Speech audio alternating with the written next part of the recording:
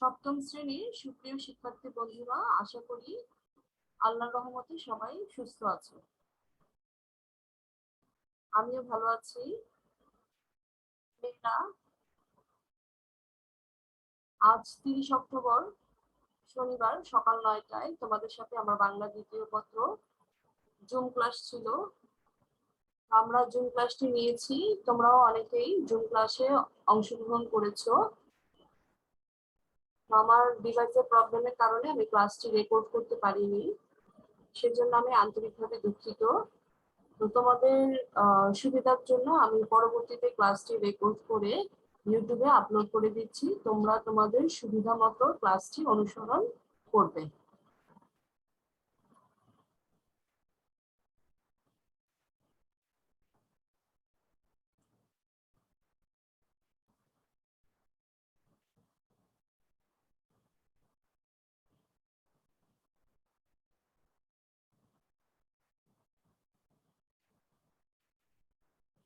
মেয়েরা, তোমরা দেখতে পাচ্ছ আমাদের বাংলা দ্বিতীয় পত্র বই, বাংলা ব্যাকরণ ও নির্মিতি, এবং আমি নাসরিন আক্তার, সহকারী শিক্ষক Bangla, engineering university girls school and college কর্তৃক আয়োজিত শনিবার সকাল 9টার জুম ক্লাসে সপ্তম শ্রেণীর সবাইকে জানাচ্ছি স্বাগত।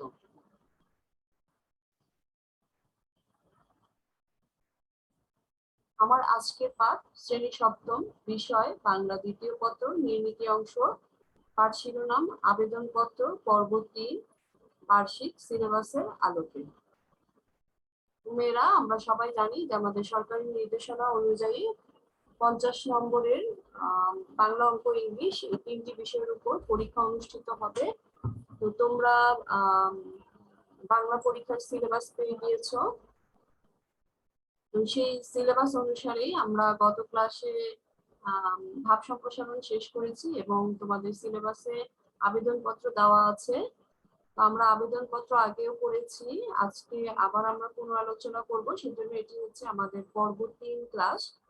আর অবশ্যই আমরা বার্ষিক সিলেবাসে যে আবেদনপত্র দেওয়া হয়েছে সেই আলোকে আজকে আমরা এই আবেদনপত্রগুলো শিখব। তার আগে আমরা গত ক্লাসে কি করেছি তা একটু দেখে নেই। আমাদের গত ক্লাসের বাড়ির কাজ ছিল ভাব সম্প্রসারণ 4 ও 6 নং। অবশ্যই আমি জুন ক্লাসে দেখেছি যে তোমরা অনেকেই ভাব সম্প্রসারণ শিখেছো,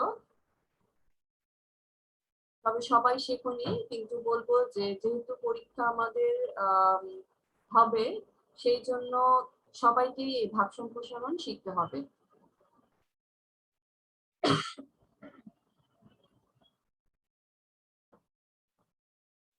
তোমরা সবাই শেখনি, সবারই শেখা উচিত এই ভাব সম্প্রসারণ গুলো, কারণ এগুলো তোমাদের বার্ষিক সিলেবাসে দেওয়া আছে। আমাদের 4 এবং 6 নং ভাব সম্প্রসারণটি হচ্ছে, দেখো 4 নং হচ্ছে লাইব্রেরি, জাতীয় সভ্যতা ও উন্নতির মানদণ্ড, আর 6 নং ভাব সম্প্রসারণটি হচ্ছে ইটের পর ইট, মধ্যে মানুষ কীট। তোমরা অনেকেই ভাব সম্প্রসারণটি বলতে পেরেছো, যারা বলতে পেরেছো তাদেরকে অনেক অনেক ধন্যবাদ।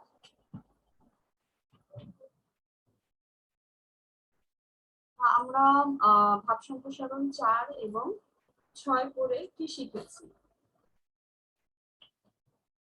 আমরা 4 নং ভাব সম্প্রসারণটি পড়ে শিখেছি যে লাইব্রেরি হচ্ছে জ্ঞানের আধার, একটি জাতির রুচির পরিশুদ্ধ জ্ঞানের গভীরতা ও সভ্যতার অগ্রগমন সম্পর্কে সম্যক ধারণা পাওয়া যায় ওই জাতির লাইব্রেরির মাধ্যমে। এবং আরো বলা হয়েছে যে একটি জাতি বা দেশের সাহিত্য, জ্ঞান, বিজ্ঞান, খেলাধুলা, বিনোদন, সভ্যতা, সংস্কৃতি পরিচয়কে ধারণ করে সে জাতি সচেতন তৈরি লাইব্রেরি। কখনো কখনো মানুষের মুখ যেমন ব্যক্তি পরিচয়কে ধারণ করে সেই জাতির সযত্নে তৈরি লাইব্রেরি।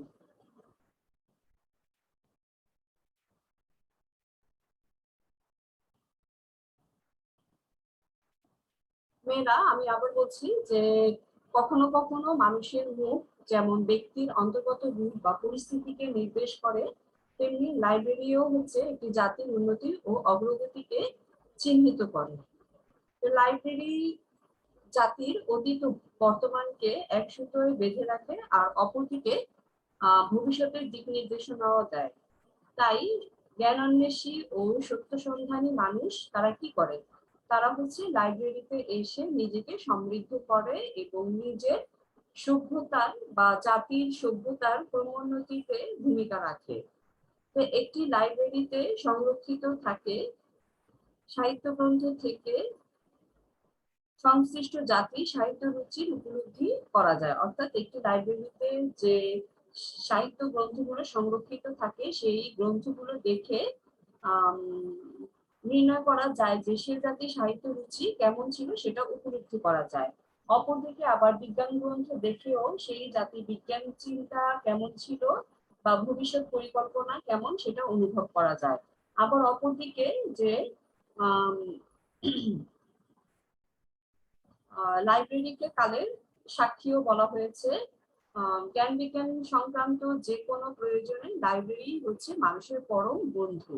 তো পৃথিবীতে যত বড় বড় আবিষ্কার হয়েছে সেগুলোর প্রতিটির পেছনে রয়েছে লাইব্রেরির গুরুত্বপূর্ণ ভূমিকা। তাই অনেক বড় বড় যুদ্ধের পর দেখা গিয়েছে যে বিজয়ী শক্তি কি করেছে, তাদের পরাজিত জাতির লাইব্রেরিকে তারা ধ্বংস করে দিয়েছে। একটি বৃহৎ লাইব্রেরি জাতির সব ধরনের তথ্যই শুধু সংরক্ষণ করে না, দেশের সঠিক উন্নতিতেও প্রভাবকের ভূমিকা পালন করে। তো লাইব্রেরি মানুষের আনন্দের খোরাক যোগায় এবং মানুষের মনকে প্রশান্ত করে। পুস্তক পাঠ মানুষের একটি সৃষ্টিশীল শখ, আর এই শখ পূরণের জন্য লাইব্রেরির প্রয়োজনীয়তা অবশ্যম্ভাবী। তাই পরিশেষে বলা যায় যে যে জাতি যত উন্নত সেই দেশের লাইব্রেরি তত সমৃদ্ধ। আর মেয়েরা আমরা অপরদিকে 6 নং ভাব সম্প্রসারণ ইটের পর ইট মধ্যে মানুষ কীট এটি আমরা শিখেছি এবং এই ভাব সম্প্রসারণটি করে আমরা জানতে পেরেছি যে নগর সভ্যতার পীড়নে মানুষের জীবন আজ দুর্বিষহ হয়ে উঠেছে। শহরের কৃত্রিমতায় মানুষ ধীরে ধীরে তার স্বাভাবিক প্রবৃত্তি হারিয়ে আজ কীটে পরিণত হয়েছে। নদী নালা খাল বিল অরণ্য পাহাড় সবকিছুই প্রকৃতি স্বতঃস্ফূর্ত দান, কিন্তু মানুষ কি করছে, মানুষ সবসময়ই আধিপত্যবাদী। সে প্রকৃতির উপর তার ক্ষমতা প্রয়োগ করে ইটের পর ইট গেঁথে একটার পর একটা দালান তৈরি করে নগর সৃষ্টি করছে। ফলে কি হচ্ছে দেখো, ফলে ব্যাহত হচ্ছে প্রকৃতির স্বাভাবিক বিকাশ। হারিয়ে যাচ্ছে সেই ছায়া সুনিবিড় শান্তির নীড় সুমিষ্ট বায়ুপ্রবাহ নদীর কলধ্বনি। সেই মমতাময় ও স্বাস্থ্যকর পরিস্থিতিকে দখল করে নিয়েছে এখন বড় বড় অট্টালিকা, বায়ু ও শব্দ দূষণ, তীব্র যানজট ও কোলাহল। মানুষ এখানে স্বাভাবিকভাবে শ্বাস গ্রহণ করতে পারে না। শহরে গ্রামের সেই মিলনোন্মুখ সৌহার্দ্যপূর্ণ পরিবেশ নেই, তার বিপরীতে আছে পরস্পরের মধ্যে তীব্র প্রতিযোগিতা ও স্বার্থের দ্বন্দ্ব।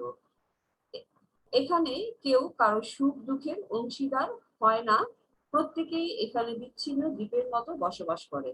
ফলে আরণ্য ভূমিকে ধ্বংস করে মানুষ যতই যন্ত্র সভ্যতার বড়াই করুক না কেন, প্রকৃতপক্ষে মানুষ নগর সভ্যতার জাতাকলে পড়ে ভিতরে বাইরে নিঃস্ব হয়ে কীটে পরিণত হচ্ছে। তো জীবনের এই যে স্বাভাবিক স্বতঃস্ফূর্তি সেটা কি হচ্ছে, নষ্ট হয়ে যাচ্ছে। তাই জ্ঞান বিজ্ঞানের শিখরে উঠেও মানুষ আজ ক্লান্ত হয়ে পড়ছে, অবসন্ন হয়ে পড়ছে। প্রকৃতি ধ্বংস করার কারণে মানুষ এখন প্রতি মুহূর্ত প্রাকৃতিক দুর্যোগের ভয়ে শঙ্কিত থাকে। সে আজ মুক্ত পরিবেশের জন্য ব্যতিব্যস্ত, সে একটু নির্মল বাতাস সেবন করতে চায়, বুক ভরে নিঃশ্বাস নিতে চায়, প্রাণ খুলে কথা বলতে চায়, সহমর্মী হতে চায় একে অন্যের।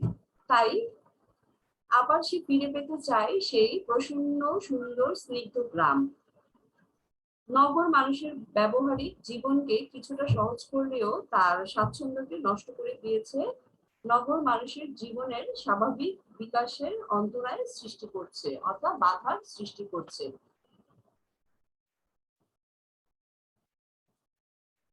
আমরা আমাদের আজকের পাঠ শুরু করছি। তোমরা শিক্ষাফল দেখো যে এই পাঠ শেষে শিক্ষার্থীরা যা জানতে পারবে, আবেদনপত্র সম্পর্কে ধারণা লাভ করবে, আবেদনপত্র লেখার নিয়ম জানতে পারবে, আবেদনপত্রের অংশগুলো সম্পর্কে ধারণা লাভ করবে, আবেদনপত্র লেখার বিষয় সম্বন্ধে সচেতন হবে, আবেদনপত্র লেখায় সচেতন ও আগ্রহী হবে। তাহলে মেয়েরা আমরা জেনেছি যে আমাদের আজকে পাঠ্যের বিষয় কি? হ্যাঁ, আমাদের আজকে পাঠ্যের বিষয় হচ্ছে আবেদনপত্র। আর কেন আমরা এই আবেদনপত্র লিখে থাকি?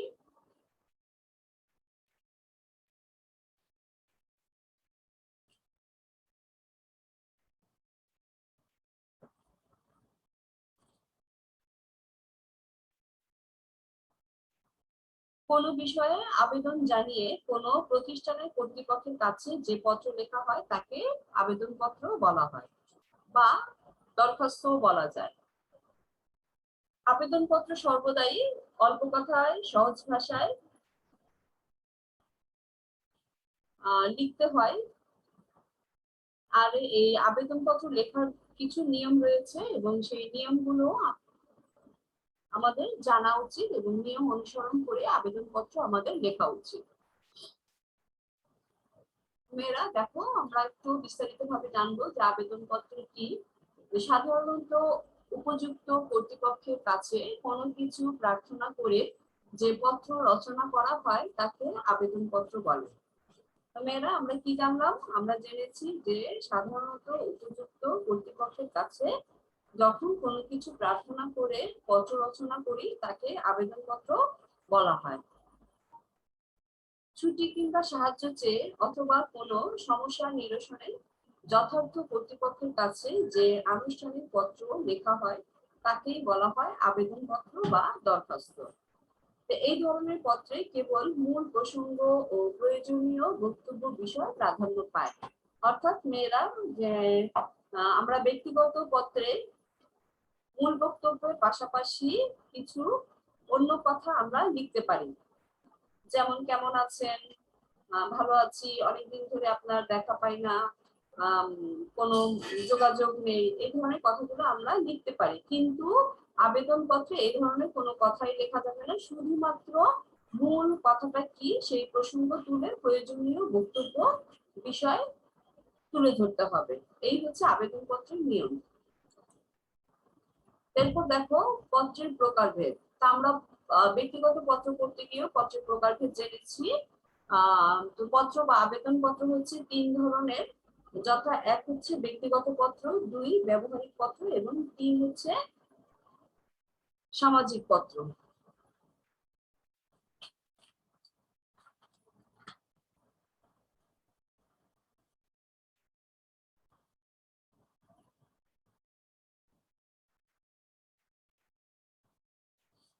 আমরা যে আজকে আবেদনপত্র পড়ব সেই আবেদনপত্রগুলো আমাদের ব্যবহারিক পত্রের মধ্যে পড়বে।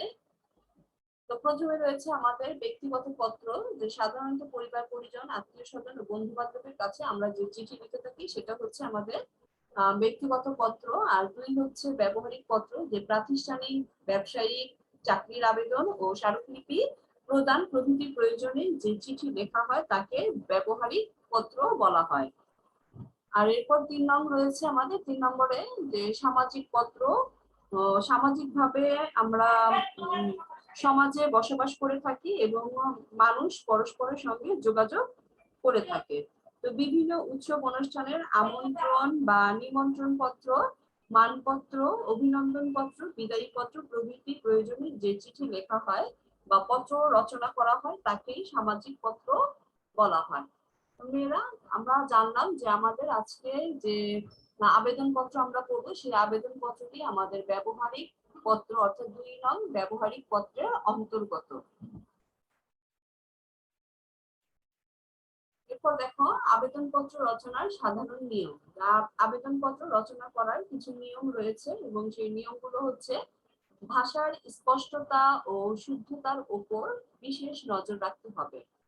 অর্থাৎ আবেদনপত্র লেখার নির্দিষ্ট কিছু ভাষা রয়েছে, সেই ভাষা যেন স্পষ্ট হয় এবং শুদ্ধ হয় সেই দিকে লক্ষ্য রাখতে হবে। এরপর রয়েছে অস্পষ্ট এবং কাটাকাটি যেন না হয় সেই দিকে লক্ষ্য রাখতে হবে। মেয়েরা তোমরা পঞ্চম শ্রেণীতে ফর্ম পূরণ শিখেছিলে, মনে আছে কিনা আমি জানি না। তবে ফর্ম পূরণে যেমন আমরা শিখিয়েছিলাম যে কোনো কাটাকাটি করা যাবে না, হাতের লেখা সুন্দর হতে হবে এবং অস্পষ্ট যেন না থাকে, ঠিক তেমনি ভাবে আবেদনপত্রের লেখার বেলায়ও ওই নিয়মটি তোমাকে মনে রাখতে হবে যে আবেদনপত্র লেখার সময় অস্পষ্ট বা কাটাকাটি যেন না হয়, আর সেই সঙ্গে হাতের লেখাটা যেন পরিষ্কার এবং সুন্দর হয়, সেই দিকেও লক্ষ্য রাখতে হবে। এরপর রয়েছে ভাষা ব্যবহারের ক্ষেত্রে যথেষ্ট সতর্কতা অবলম্বন করা উচিত। আমি আগেই বলেছিলাম যে আমরা চিঠির বেলায় যেমন লিখি যে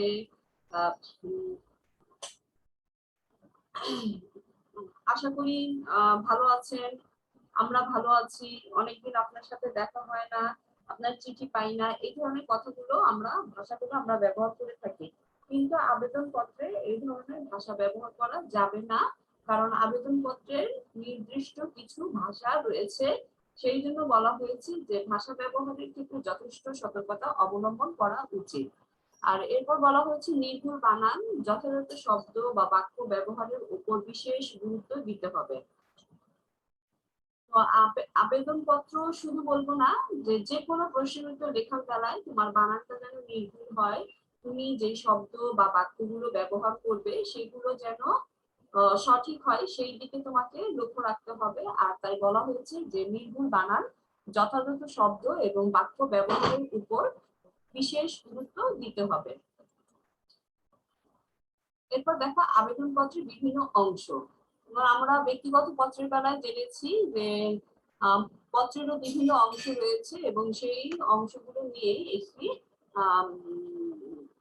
ব্যক্তিগত পত্র গঠন করা হয়। ঠিক তেমনি ভাবে আবেদনপত্রেরও বিভিন্ন অংশ রয়েছে এবং একটি আবেদনপত্র লিখতে গেলে বা রচনা করতে গেলে অবশ্যই তোমাকে এখানে যে 6টি অংশ রয়েছে সেই 6টি অংশ নিয়ে তোমাকে আবেদনপত্র তৈরি করতে হবে। এর যে কোনো একটি অংশ বাদ দিলে তোমার আবেদনপত্র ভুল হবে। তো দেখো এখানে আবেদনপত্রের 6টি অংশের কথা বলা হয়েছে। অংশগুলো হচ্ছে 1 তারিখ, 2 হচ্ছে পত্র প্রাপকের পদবি ও ঠিকানা, 3 হচ্ছে বিষয়, 4 নম্বর হচ্ছে সম্ভাষণ, 5 মূল পত্রাংশ, 6 হচ্ছে পত্র লেখকের পরিচয় অথবা আবেদনকারীর নাম ও ঠিকানা।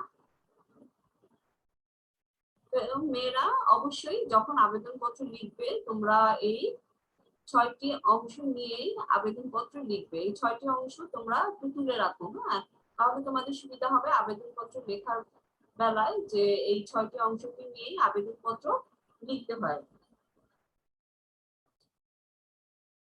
এরপর দেখো আবেদনপত্র লিখন, যে কিভাবে তুমি আবেদনপত্র লিখবে তার একটি নমুনা আমি এখানে তুলে ধরেছি। অর্থাৎ আবেদনপত্রের যে 6টি অংশ রয়েছে সেই 6টি অংশকে তুমি কিভাবে ব্যবহার করবে, কোথায় লিখবে এবং কোন অংশের পর কোন অংশ লিখবে তারই একটি নমুনা এখানে তুলে ধরা হয়েছে। আবেদনপত্রটা আমরা একেবারে আমাদের যে পৃষ্ঠা লিখবো সেই পৃষ্ঠার বাম পাশ থেকে লেখা শুরু করতে হবে। প্রথমে 1 নম্বরে তারিখ দিতে হবে, অর্থাৎ তুমি নম্বর দিবে না কিন্তু প্রথমে তারিখ উল্লেখ করতে হবে এবং সেই তারিখটা হবে কবে, যেই দিন তুমি আবেদনপত্র লিখবে ঠিক সেই দিনের তারিখটাই দিতে হবে। যেমন আজ ছিল আমাদের 30 অক্টোবর, তো এখানে আমি 30 অক্টোবর দেখিয়েছি এবং 2021। তো ঠিক তুমি এইভাবেই তারিখ লিখে তারিখের নিচে তোমাকে যেই দিন আবেদনপত্র লিখবে সেই দিনের তারিখটা উল্লেখ করতে হবে। এরপর রয়েছে পত্র প্রাপকের পদবি ও ঠিকানা।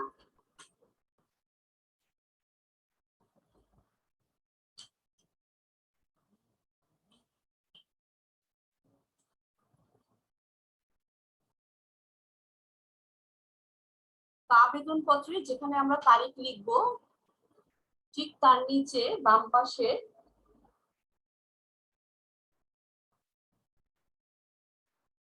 মাননীয় বা সম্মানিত অথবা বরাবর লিখে আমরা আবেদনপত্র লেখা শুরু করব এবং তার নিচে অর্থাৎ প্রাপকের পদবি লিখতে হবে। অর্থাৎ মাননীয়, সম্মানিত বা বরাবর লিখে তার নিচে সেই পত্র প্রাপকের পদবি কি, যদি সে প্রতিষ্ঠান প্রধান হয়ে থাকেন তাহলে প্রধান শিক্ষক, আর যদি কলেজের প্রতিষ্ঠান প্রধান হয়ে থাকেন তাহলে অধ্যক্ষ বলে এখানে তার পদবিটা উল্লেখ করতে হবে। তো এখানে যেহেতু আমরা স্কুলে প্রধান শিক্ষকের বরাবর আবেদনপত্র লিখবো, সেই জন্য আমরা মাননীয় লিখে তার পদবিটা লিখবো প্রধান শিক্ষক, এবং বলা হয়েছে যে এরপর ঠিকানা লিখতে হবে, পদবীর পর ঠিকানা লিখতে হবে। তো দেখো এখানে উল্লেখ করেছি আমি ক সরকারি প্রাথমিক বিদ্যালয় পলাশী, ঢাকা। তো এখানে মেয়েরা তোমরা একটু লক্ষ্য করো, তোমরা তোমাদের নিজের বিদ্যালয়ের নাম এখানে লিখতে পারো, অথবা যদি নিজের বিদ্যালয়ের নাম না লিখো সেই ক্ষেত্রে তোমরা ক উচ্চ মাধ্যমিক বিদ্যালয় পলাশী, ঢাকা লিখতে পারো। তোমরা কখনোই সরকারি প্রাথমিক বিদ্যালয় লিখবে না, কারণ তোমরা প্রাথমিক পর্যায়ে পড়ো না। সপ্তম শ্রেণীর মেয়েরা এটা একটু মনে রাখবে, তোমরা কিন্তু প্রাথমিক পর্যায়ে পড়ো না, তোমরা উচ্চ মাধ্যমিক পর্যায়ে পড়ে গেছো, সেই জন্য এখানে তোমাদের উচ্চ মাধ্যমিক কথাটা লিখতে হবে, মনে রাখবে। আচ্ছা, এরপর রয়েছে বিষয়। তো বিষয় কথাটা আমরা পত্র প্রাপকের পদবি এবং ঠিকানার নিচে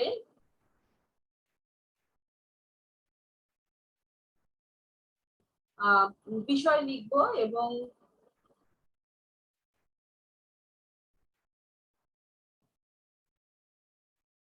সেখানে অর্থাৎ বিষয়ে আবেদনপত্রের কোন বিষয়ে লেখা হচ্ছে সেই বিষয়টি একটি বাক্যে লিখে আবেদন করতে হবে। যেমন আমরা ভর্তির জন্য আবেদন করতে পারি, অথবা ছুটি মঞ্জুরের জন্য আবেদনপত্র লিখতে পারি, বা জরিমানা মওকুফের জন্য বিনা বেতনে পড়ার জন্য, এরকম বিভিন্ন বিষয়ে আমরা আবেদনপত্র লিখতে পারি। তো এখানে আমি বিষয় হিসেবে উল্লেখ করেছি সপ্তম শ্রেণীতে ভর্তি হওয়ার জন্য আবেদন। তো মূলত আমাদের আবেদনপত্রে যে বিষয় থাকবে সেই বিষয়টি এরকম বিষয় কথা লিখে আমরা একটি বাক্যে আবেদনপত্রের বিষয় লিখব। আচ্ছা, এরপর রয়েছে আমাদের সম্বোধন, অর্থাৎ যেখানে বিষয় লেখা হবে তার একটু নিচে জনাব, মহাশয়, মহাদয় ইত্যাদি যে কোনো একটি শব্দ লিখে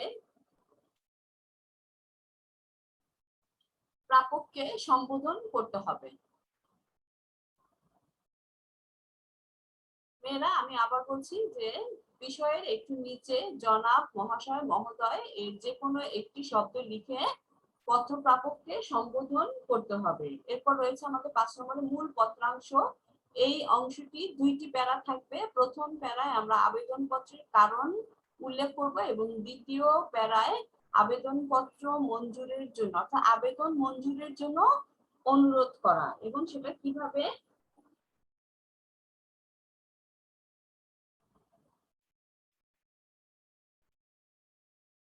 সম্বোধন সূচক শব্দের একটু নিচে আবেদনপত্রের কারণ বর্ণনা করতে হবে একটি প্যারায়, এবং আরেকটি আলাদা প্যারা করে সেই প্যারায় আবেদন মঞ্জুরের জন্য বিনয়ের সঙ্গে অনুরোধ করতে হবে।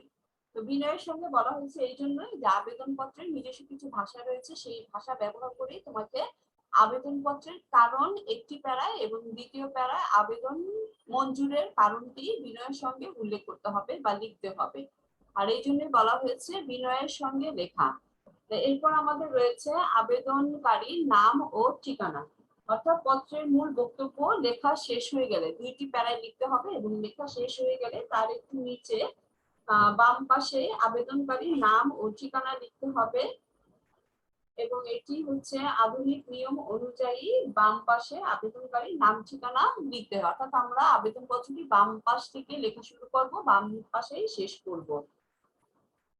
আমরা দেখো আবেদনকারীর নাম ও ঠিকানায় কি লিখবো, নিবেদিকা, একান্ত অনুগত ছাত্রী, নাম, শ্রেণী, রোল, শাখা, এগুলো তোমরা নিজেদেরটাই লিখে দিবে। তো মেয়েরা এভাবে আমরা 6টি অংশ অনুসরণ করে একটি আবেদনপত্র লিখতে পারি। তো তোমরা এই আবেদনপত্র লেখার যে নিয়মটা আমি দেখিয়েছি এই নিয়মগুলো একটু তুলে রাখো, তাহলে তোমাদের জন্য আবেদনপত্র লেখা সুবিধা হবে, যে কোন অংশের পর কোন অংশ লিখতে হবে, এবং আবেদনপত্র লিখতে গিয়ে কোন অংশ বাদ করে যাবে না বলে আমি আশা করছি। এরপর দেখো আমাদের বার্ষিক সিলেবাস অনুসারে আবেদনপত্র রয়েছে আমাদের 2, 3 এবং 4। তো তোমরা তোমাদের পাঠ্য বইয়ের অর্থাৎ বাংলা ব্যাকরণ ও নীতি বইয়ের 122 পৃষ্ঠায় চলে আসো। এখানে আবেদনপত্র 2 বিষয়টি হচ্ছে স্কুলে সুপেয় পানির ব্যবস্থা করার জন্য প্রধান শিক্ষকের নিকট আবেদন। তো দেখো মেয়েরা এখানে প্রথমে তারিখ উল্লেখ করা হয়েছে এবং তোমরা যেই দিন আবেদনপত্রটি লিখবে ঠিক সেই দিনের তারিখটা এখানে উল্লেখ করবে। এরপর হচ্ছে বরাবর বা মাননীয় লিখতে পারো এবং প্রতিষ্ঠান প্রধানের কাছে যেহেতু বলাই হয়েছে প্রধান শিক্ষকের নিকট, সেই জন্য বলা হয়েছে বরাবর প্রধান শিক্ষক। এবং তুমি তোমার নিজের বিদ্যালয়ের নাম এখানে উল্লেখ করে ঠিকানা উল্লেখ করে দিবা। The Engineering University Girls School and College, BUET campus, Dhaka. এভাবে ঠিকানাটা, বিদ্যালয়ের নাম সহ ঠিকানাটা লিখে দিবে। আচ্ছা, ঠিক এর নিচে আমরা লিখবো বিষয়। তো বিষয় হচ্ছে কি আমাদের, দেখো প্রশ্ন থেকে আমরা বিষয়টা বের করতে পারি যে সুপেয় পানির ব্যবস্থা করার জন্য আবেদন। এরপর মহোদয় বা জনাব লিখে তুমি এখানে সম্বোধন করবে পরবর্তী অংশে। এবং এই যে পত্রের যে মূল অংশ বা মূল পত্রাংশ, এটিকে দেখো দুটি প্যারায় লেখা হয়েছে।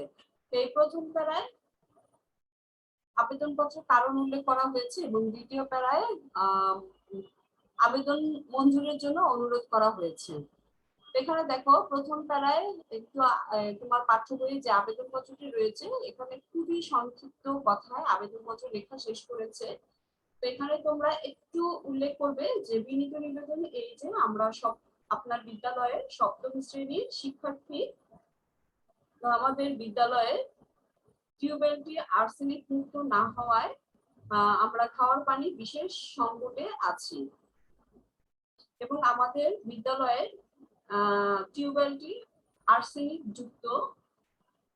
সেই কারণে আমাদের বাসা থেকে বা বাড়ি থেকে পানি বহন করে নিয়ে আসতে হয় এবং সেটি আমাদের জন্য খুবই কষ্টকর। আর অনেকেই এই আর্সেনিক মুক্ত পানি পান করে আর্সেনিক রোগে আক্রান্ত হয়েছে। তো এই অবস্থায় আমাদের দ্রুত একটি আর্সেনিক মুক্ত টিউবওয়েল স্থাপন করা দরকার। অতএব জনাবের নিকট বিনীত আবেদন জরুরি ভিত্তিতে একটি আর্সেনিক মুক্ত টিউবওয়েল স্থাপন করে বাধিত করবেন। তাহলে দেখো মেয়েরা এখানে আবেদনপত্রের যে ভাষাগুলো রয়েছে ঠিক এইভাবেই ভাষা ব্যবহার করে তোমাকে আবেদনপত্র লিখতে হবে। এরপরে হচ্ছে বিনীত নিবেদক বা তুমি নিবেদিকা দিতে পারো। ওখানে তোমার নিজের যেহেতু সপ্তম শ্রেণীর শিক্ষার্থীদের পক্ষ থেকে তুমি লিখবে, সেই জন্য তোমাকে বিদ্যালয়ের নাম লিখে সপ্তম শ্রেণীর শিক্ষার্থীদের পক্ষে তোমার নাম, শ্রেণী, শাখা লিখে দিবে। এখানে অবশ্যই তোমার নিজের নাম, রোল, শ্রেণী, শাখা লিখবে। আচ্ছা, এরপর রয়েছে আমাদের 3 নং আবেদনপত্র। 3 নং আবেদনপত্রের বিষয়টি হচ্ছে তোমার এলাকায় পাঠাগার স্থাপনের জন্য উপজেলা চেয়ারম্যানের নিকট একটি আবেদনপত্র লেখো। এখানেও ঠিক দেখো তারিখ, প্রথমে তারিখ উল্লেখ করা হয়েছে, তুমি অবশ্যই যেই তারিখে আবেদনপত্র লিখবে সেই তারিখটা উল্লেখ করবে। বরাবর এখানে বলা হচ্ছে উপজেলা চেয়ারম্যানের নিকট বরাবর আবেদনপত্রটি লিখতে হবে। তো বরাবর বা মাননীয় লিখে উপজেলা চেয়ারম্যান এবং যে কোনো একটি গ্রামের নাম, তুমি ইচ্ছে করলে এখানে তোমার নিজের গ্রামের নাম বা এলাকার নামটা তুলে ধরতে পারো। এরপরে হচ্ছে বিষয় বলা হয়েছে যে এলাকার নাম বা গ্রামের নাম দিয়ে বলা হয়েছে যে একটি পাঠাগার স্থাপনের জন্য আবেদন। তো তুমি তোমার এলাকার নাম বা গ্রামের নিজস্ব গ্রামের নাম দিয়ে বলতে পারো যে পাঠাগার স্থাপনের জন্য আবেদন। এরপর এখানে পরবর্তী অংশটি হচ্ছে আমাদের আবেদনপত্রের মূল পত্রাংশ, যেটাকে দুইটি অংশে ভাগ করা হয়েছে বা দুইটি অনুচ্ছেদে ভাগ করা হয়েছে। প্রথম প্যারায় আছে আবেদনপত্রের কারণ। তাহলে এখানে দেখো যে জনাব লিখে তুমি সম্বোধন করতে পারো বা মহোদয়। সম্মানপূর্বক বিনীত নিবেদন এই যে আমাদের এখানে গ্রামের নাম উল্লেখ করা হয়েছে গোদাগাড়ি পূর্বপাড়ার হাই স্কুল ও প্রাইমারি স্কুলে ছাত্রছাত্রী সহ জনসংখ্যা প্রায় 2000-এর উপরে, কিন্তু দুর্ভাগ্যের বিষয় হচ্ছে যে এখানে কোনো পাঠাগার নেই। ছাত্রছাত্রীদের জ্ঞান চর্চা, মানস গঠন ও সৃজনশীল চেতনা বিকাশে একটি পাঠাগার খুবই প্রয়োজন। এছাড়া এলাকায় দৈনিক পত্রিকা ও সাময়িক পত্র-পত্রিকা পড়ারও কোনো ব্যবস্থা নেই। এখানে একটি পাঠাগার হলে তরুণরাও তাদের অলস সময়কে জ্ঞান চর্চার মতো প্রয়োজনীয় কাজে ব্যয় করতে পারবে। ঠিক মেয়েরা এইভাবেই তোমরা আবেদনপত্রটি লিখবে। যে প্রথম এই প্যারায় আবেদনপত্রের কারণ উল্লেখ করা হয়েছে, এরপর দেখো আবেদন মঞ্জুরির জন্য অনুরোধ, যে অতএব গোদাগাড়ি পূর্বপাড়ায় সব বয়সী জনসাধারণের উপকারের কথা বিবেচনা করে অতি সত্বর এখানে একটি পাঠাগার স্থাপনের ব্যবস্থা গ্রহণের জন্য আপনাকে বিশেষভাবে অনুরোধ জানাচ্ছি। এবং শেষে বলতে হবে যে নিবেদিকা এবং তোমার গ্রামের নাম বা এলাকার নাম উল্লেখ করে দিয়ে বলবে যে জনসাধারণের পক্ষে তোমার নিজের নামটা এখানে লিখে দিবা। মেয়েরা, আমি আশা করছি 3 নং আবেদন পত্রটিও তোমরা বুঝতে পেরেছো এবং ঠিক এখানে যেভাবে লেখা আছে ঠিক সেই নিয়মটা অনুসরণ করে আবেদন পত্রটি লিখবে। এরপর আমাদের রয়েছে 4 নং আবেদন পত্র, যার বিষয় হচ্ছে জাতীয় শোক দিবসে অনুষ্ঠানের প্রস্তুতির জন্য 4র্থ ঘন্টার পর ক্লাস স্থগিতের জন্য আবেদন। তারিখ হচ্ছে ঠিক যে তারিখে আমরা আবেদন পত্র লিখবো সেই তারিখে উল্লেখ করবো, তারপর বরাবর প্রধান শিক্ষক, এরপর তুমি তোমার নিজের বিদ্যালয়ের নাম এবং ঠিকানা এখানে লিখে দিবে। বিষয় হচ্ছে জাতীয় শোক দিবসের অনুষ্ঠানের প্রস্তুতির জন্য যা 4র্থ ঘন্টার পর ক্লাস স্থগিতের জন্য আবেদন। অর্থাৎ এখানে তোমার আবেদন পত্রের বিষয়টা যা উল্লেখ করা আছে ঠিক সেটাই তুমি এখানে লিখে দিতে পারো। এরপর দেখো মূল পত্রাংশকে আবার 2টি অংশে ভাগ করা হয়েছে। প্রথম হচ্ছে মহোদয়, বা আমরা এখানে জনাব লিখতে পারি, সম্মানপূর্বক নিবেদন এই যে আমাদের বিদ্যালয়ে আগামীকাল 15ই আগস্ট জাতীয় শোক দিবস পালন করা হবে। আমরা সবাই জানি যে আমাদের জাতীয় শোক দিবস হচ্ছে 15ই আগস্ট। এটা যেন কোনোভাবেই ভুল না হয় এবং সেই শোক দিবসের অনুষ্ঠানের বিভিন্ন কাজ সুষ্ঠুভাবে, এখানে মেয়েরা একটু বানানটা ঠিক করে নিয়ে লেখা আছে সুষ্ঠুভাবে, হবে সুষ্ঠুভাবে সম্পন্ন করার জন্য প্রতিটি শ্রেণীকেই কোনো না কোনো দায়িত্ব দেওয়া হয়েছে। তা আমাদের উপর দায়িত্ব পড়েছে মঞ্চসজ্জা, আগামীকালের শোক দিবসের সার্বিক কাজ সুসম্পূর্ণভাবে করার জন্য আজ 4র্থ ঘন্টার পর ক্লাস সমূহ স্থগিত করলে ভালো হয়। অতএব জনাবের নিকট বিনীত নিবেদন 4র্থ ঘন্টার পর ক্লাস সমূহ স্থগিত করে বাধিত করবেন। এবং এরপর বলা হয়েছে বিনীত নিবেদক, তুমি অবশ্যই নিবেদিকা লিখে দিবা এবং আপনার একান্ত বাধ্যগত ছাত্রী, এখানে ছাত্র যেন না হয় সেই দিকে লক্ষ্য রাখবে, ছাত্রী লিখতে হবে, তোমার নিজের নাম, শ্রেণী, রোল, শাখা লিখে দিতে হবে। ঠিক আছে মেয়েরা, একটু এই দিকে লক্ষ্য রাখবে। পাঠ্য বইয়ে অনুসরণ করে পড়বে, কিন্তু পাঠ্য বইয়ে যে নামগুলো আছে ঠিক সেই নামটাই আবার আবেদন পত্র লিখে দিও না, তোমার নিজের নাম ব্যবহার করবে। ঠিক আছে মেয়েরা, আমি আশা করছি তোমরা এই 4 নং আবেদন পত্রটিও বুঝতে পেরেছো এবং আমি যে নিয়ম শিখিয়েছি বা আলোচনা করেছি ঠিক সেই নিয়ম অনুসরণ করেই তোমরা আবেদনপত্র লিখবে এবং আগে একটু বাসায় প্র্যাকটিস করবে আবেদনপত্র লেখার, তাহলে পরীক্ষার খাতায় সুন্দর করে আবেদনপত্রটি লিখতে পারবে।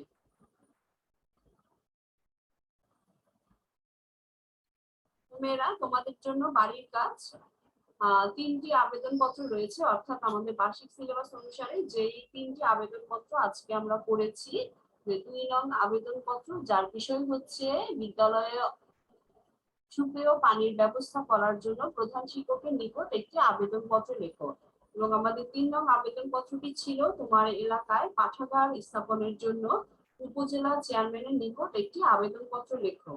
আর আমাদের 4 নং আবেদনপত্রটি হচ্ছে জাতীয় শোক দিবসের অনুষ্ঠানের প্রস্তুতির জন্য 4র্থ ঘন্টার পর ক্লাস স্থগিতের জন্য প্রধান শিক্ষকের নিকট একটি আবেদনপত্র লেখো। তাহলে মেয়েরা, এখানে আমি 3টা আবেদনপত্র উল্লেখ করেছি এবং এই 3টি আবেদনপত্রই তোমাদের বাড়ির কাজ রইল। আশা করছি সবাই খুব ভালোভাবে আবেদনপত্রগুলো শিখবে, কারণ এগুলো অবশ্যই অবশ্যই পরীক্ষায় আসবে। তো কোনোভাবে ফাঁকি দেওয়ার বা বাদ দেওয়ার উপায় নেই, আমরা সবাই এই আবেদনপত্রগুলো খুব ভালো করে শিখে ফেলবো। কারণ ভাব সম্প্রসারণের বেলায় কিন্তু দেখেছি এখনো অনেকে বাকি আছে, ভালো করে শেখা হয়নি, আরো ভালো করে শিখতে হবে। অথবা কেউ কেউ শিখতে পেরেছো, আবার অনেকেই শেখো নাই। সবাই যেন শিখতে পারো সেই প্রত্যাশায় আমার রইলো। মেয়েরা, আমি ক্লাস শেষ করছি, সবাই ভালো থেকো, আগামী ক্লাসে আবার দেখা হবে, কথা হবে। সবাইকে ধন্যবাদ।